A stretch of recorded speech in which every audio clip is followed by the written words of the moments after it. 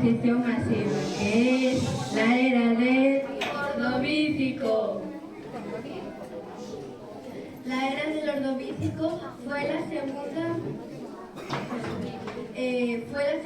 era geológica del Paleozoico. Duró aproximadamente 488 años. Empezó después de la era del Cámbrico y acabó unos años antes de la era del Silúrico y del Devónico. Es el periodo de tiempo que procede de la prehistoria. Sobre la extinción 2, vamos a hablar del Devónico.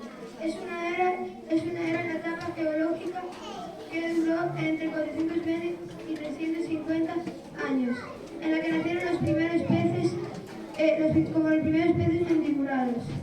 Sí, como todos los imperios, cuando llegan a su máximo esplendor, no pueden hacer más que desmoronarse. Los científicos dicen que no saben cuál es la causa que pudo originar la gran extinción masiva del Devónico, ya que se extinguieron el 83% de los tangarifes, el 50% de los géneros, el 20% de las familias. Algunos tipos son las esponjas, el plancton, los cefalópodos y algunas que se extinguieron, y algunas especies se recuperaron en otras épocas. Ahora la tercera extinción masiva, el Pérmico-Triásico.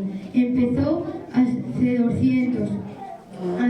2.512 millones de años y empezó con el periodo térmico superior, que estaba denominado por herbívoros y carnívoros.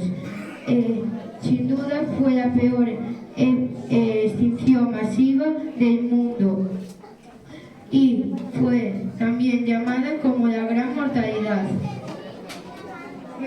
Nuestra extinción es la cuarta, la del Triásico-Jurásico. Se extinguió hace 18 millones de años y aún no se sabe muy bien las causas, aunque se dice que fueron por gases de efecto invernadero. Nuestra extinción es la quinta. Se dice que ocurrió hace 66 millones